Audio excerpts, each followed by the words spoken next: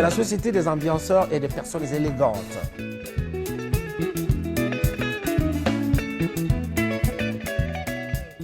Quand on réfléchit à ce qu'est la rumba congolaise, si on n'est pas congolais soi-même, si on n'a pas écouté de la rumba congolaise ou du soukous dans sa jeunesse, on ne comprend pas nécessairement à quel point c'est central dans l'histoire des musiques mondiales.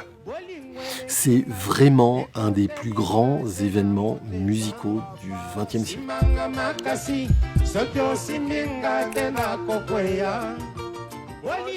Des esclaves africains partent aux Amériques, en l'occurrence à Cuba. À Cuba, ils ne sont pas dans un territoire vierge avec uniquement des Amérindiens. Il y a déjà des colons européens, principalement espagnols. Et à Cuba, tout début du XVIIe siècle, apparaît une musique qui est le son cubano, qui est peut-être le premier genre des musiques créoles qui soit identifié. Cette musique est diffusée en 78 tours. Et c'est là qu'intervient la mondialisation. Ce sont des crewmen qui, les premiers, apportent à l'embouchure du fleuve Congo des 78 tours cubains. Cette musique latine, américaine, en espagnol, avec une rythmique très prononcée qui arrive, va immédiatement séduire, et d'autant plus facilement séduire que c'est une musique qui a des racines africaines.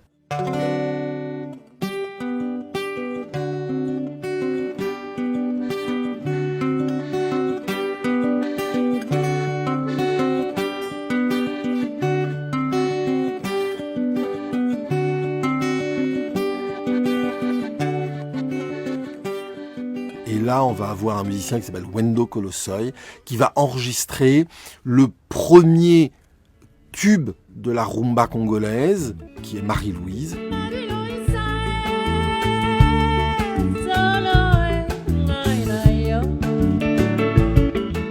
La rumba congolaise est jouée par des orchestres congolais depuis déjà plusieurs années, mais en 1947, c'est le choc du premier disque enregistré à Léopoldville par des Congolais, pour les Congolais, et la naissance, j'allais dire, officielle de la rumba congolaise.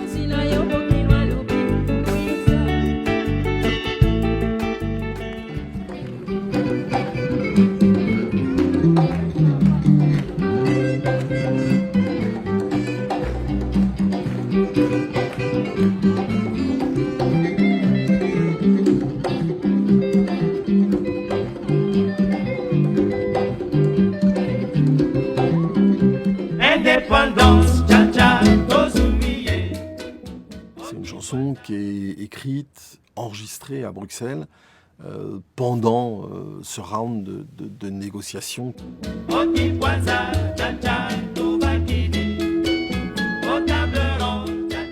C'est vraiment tout ce qu'on peut faire d'idéal avec une chanson et un peuple.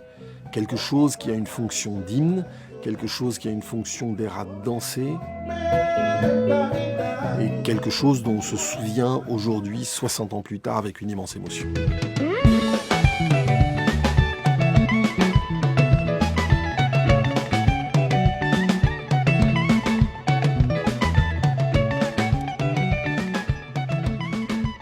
Et ça, les guitares congolaises, les guitares du soukous, c'est une influence, c'est une révolution mondiale. Les guitares du soukous, ces guitares très aiguës, elles jouent en même temps le solo et la rythmique.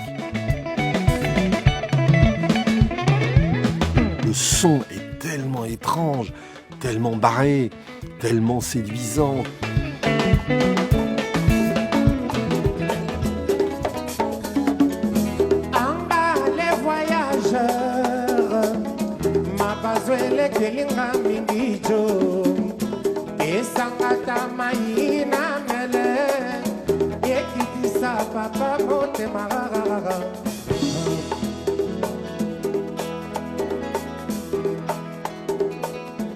La SAP, c'est cette idée qu'on est habillé extrêmement élégamment, mais qu'on n'est pas habillé n'importe comment. Il y a toute une espèce de grammaire des codes, des pantalons à pinces, si possible 2 pinces, un peu trop courts, parce que s'ils sont un peu trop courts, on peut voir les chaussettes Burlington. Quand on achète un costume, quand on achète une veste, il ne faut surtout pas découdre la marque qui est sur la manche gauche, il faut la laisser absolument. Certains tiennent même à laisser pendre les étiquettes avec le prix des vêtements. Ça, je vais le mettre.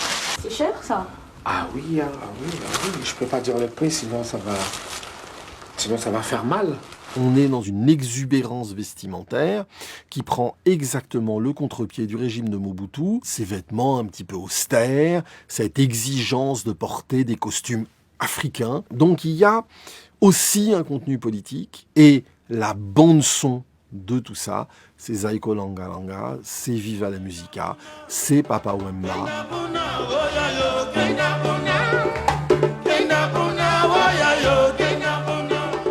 Il y a une espèce d'ostentation dans la folie de la mode qui, à la fin, va finir par donner Sapé comme jamais de Maître Gims, qui est évidemment une référence à cette culture des sapeurs des années 80, qui est la culture de son père, au même âge, quand son père travaillait avec Papa Wemba.